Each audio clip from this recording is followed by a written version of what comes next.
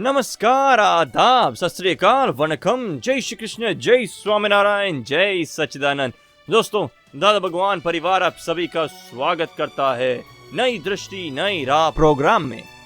दोस्तों, आज हम रोशनी डाल रहे हैं हमारे अंदर छुपी सबसे महत्वपूर्ण पहलू पे, अहंकार, अहंकार, ईगो। जी हाँ दोस्तों, इस आय की जर्नी तो हमारे बर्थ से ही शुरू होती है और वो चली आ रही है अनादि अनंत काल से। कभी रुकी है क्या? तो ये अहंकार क्या है? शायद ये कॉमन बिलीफ है कि जिंदगी जीने के लिए अहंकार तो जरूरी है। आपको क्या लगता है? और अगर जरूरी है तो वो फायदेमंद है या नुकसान कारक? वो मन, बुद्धि और चित्त से कैसे जुड़ा है? चलिए हम आज उसको डिटेल में जाने हमारे प्यारे आत्मज्ञानी से। अहंकार को त्यागने से कमजोर बन सकते हैं। दुनिया में हर व्यक्ति आपको कमजोर करना चाहता है, उससे कैसे निपट जाए? देखो, अभी हम मानते हैं, आज तक का आपका तो अनुभव है, कितना भी क्रोध करते हो या दादागिरी करते हो, कुछ भी आर्ग्यूमेंट करते हो, मगर आपकी जो स्थिति है वो वापस कमजोरी का कुछ न कुछ उदय तो आता ही है कि नहीं आता है? आपने जो भी आज तक प्रयोग किया उससे आपकी कमजोरी कम हुई कि बढ़ी कमजोरी? अनुभव में आता है कुछ आपको? नहीं, मेरा ये अनुभव रहा है कि जैसे अगर अपन अहंकार त्याग दो, यानी अहंकार त्याग के बिल्कुल पोलाइट सब लोगों से अगर ऑफिस में या जहां पर भी घर में अगर ये रहो, तो व्यक्ति विशेष हमें कमजोर समझने लग जाता है। उसको लगता है कि ये इससे कुछ भी कराया जा सकता है। नहीं, और ऐसा नहीं है। नहीं, जो थोड़ा सा ये रहता है कि ऑफिस में वगैरह भी ऐसा होता है कि जो दादागिरी से काम कराना चाहता है उसके काम लोग डर की वजह से कर देते हैं। आप पोलाइटली जाओ तो लोग अरे इसका तो कभी भी हो सकता है, इसको तो कोई प्रॉब्लम नहीं है। घर में भी यही होता है और समाज में भी यही होता है।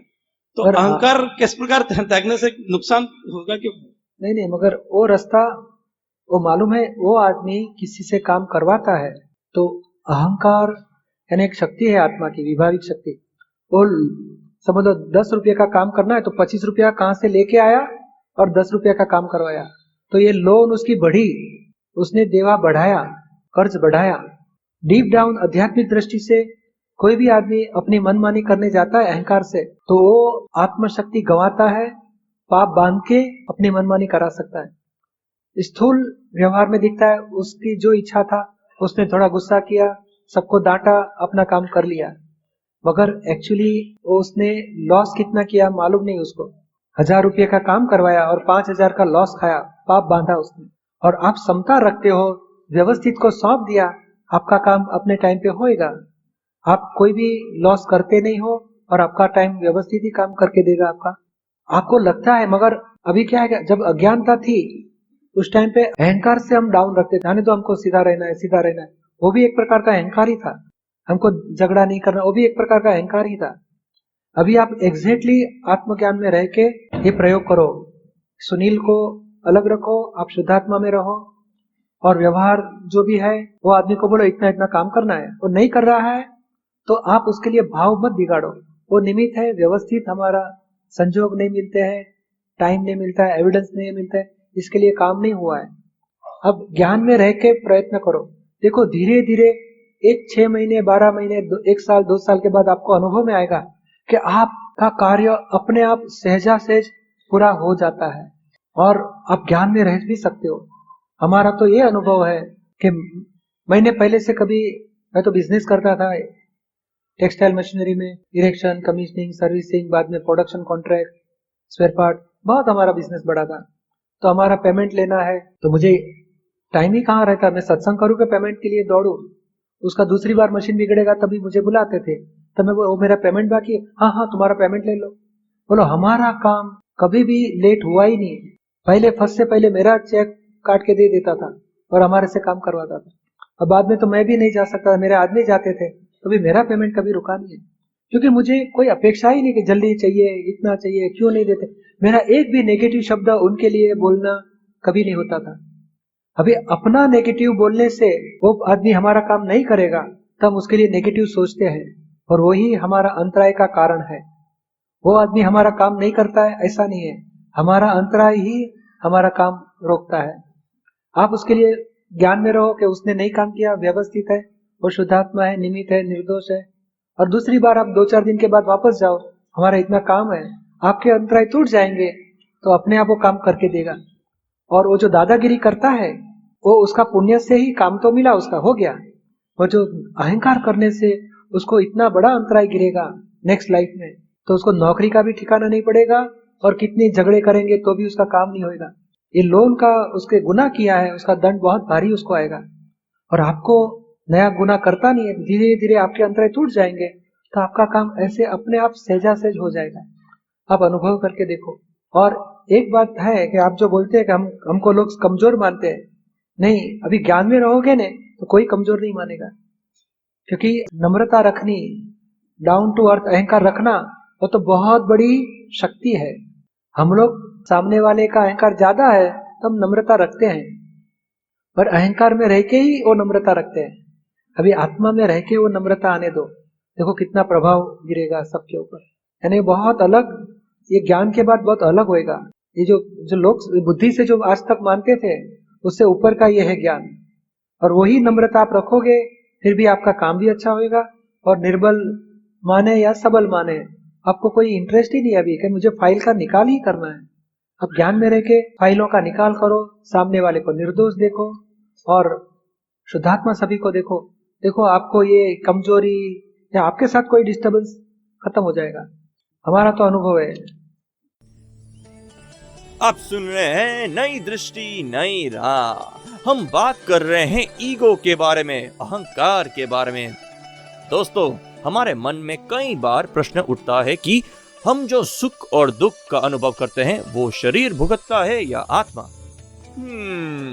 सोच में पड़ गए ना? चलिए पाते हैं उसका जवाब हमारे अगले सेगमेंट में। ये मेरा एक क्वेश्चन है कि सुख और दुख आत्मा को महसूस होते हैं या अहंकार को महसूस होते अहंकार को ही, तो फिर अहंकार को, क्योंकि ये जो मालिक होता है उसको दुख अनुभव में आता है। मेरे पैसे चले गए, अभी वही पैसे पड़ोसी के चाचा जी के चले गए, तो जाके देखिए चाचा की जो बहुत लॉस हो गया, सब चोरी हो गया, तो वहां दुख नहीं होता है। और हमारे गए तो ममता को दुख होता है। अहंकार को ममता है मेरे पैसे, तो उसको बहुत दुख होता है। नहीं, ये तो सांसारिक सुख दुख हो गया ना। तो फिर कौन सा? कि जैसे ज्ञान का सुख होना, उसको आनंद बोला जाता है, आनंद, होना, उसको आनंद बोला जाता है, निराकुल आनंद। और निराकुलता वो आत्मा का सुख है, और आकुलता व्याकुलता वो अहंकार को होता है बुद्धि की वजह से, और निराकुलता वो ज्ञान से होती है। समझ में आया आपको? एक और क्वेश्चन है कि अहंकार और बुद्धि इन दोनों का आपस में रिलेशन क्या है? कि अहंकार से बुद्धि बढ़ती है या बुद्धि से अहंकार बढ़ता है? नहीं, मूल अहंकार है। अहंकारी ज्ञान, उसको बुद्धि बोला जाता है। यानी सूर्य का प्रकाश समझ लो यहाँ आता है, और मिरर रखे तो छोटा मिरर है तो छोटा किरण किचन में जाएगा, और बड़ा मिरर रखे तो बड़ा प्रकाश किचन में जा सकता है। तो ये मिरर वो अहंकार जैसा है, और जो थ्रू मिरर गया लाइट, इनडायरेक्ट प्रकाश, वो बुद्धि है, और डायरेक्ट प्रकाश वो ज्ञान। तो इसके लिए फिर किस तरह से किया जाए? बुद्धि बढ़ानी है आपको, बुद्धि नहीं बढ़ानी तो ना अहंकार बढ़ाना है। अहंकार बढ़ाना है। नहीं, तो कुछ भी नहीं ऐसा चाहिए। नहीं, तो अभी कुछ नहीं, अभी अहंकार बुद्धि नहीं बढ़ानी है, तो बुद्धि का फायदा मत उठाओ। हम बुद्धि के आधार से खुश होते हैं, देखो मैंने कितना फटाफट काम कर दिया, मेरी कितनी होशियारी है। हम बुद्धि से प्रोटेक्शन लेते रहते हैं, बुद्धि को प्रोटेक्ट करते हैं, और बुद्धि का फायदा संसारी लाभ उठाते हैं। बुद्धि संसार अनुगामी है, और संसार में profit and loss, fast and slow, अच्छा बुरा, सच्चा झूठा, बस द्वंद्व के बाहर निकलने ही नहीं देती, और हम उसका फायदा उठाते। देखो मैं तो 2 मिनट में समझ गई, ये आदमी झूठा है, इसके साथ संबंध नहीं रखना चाहिए।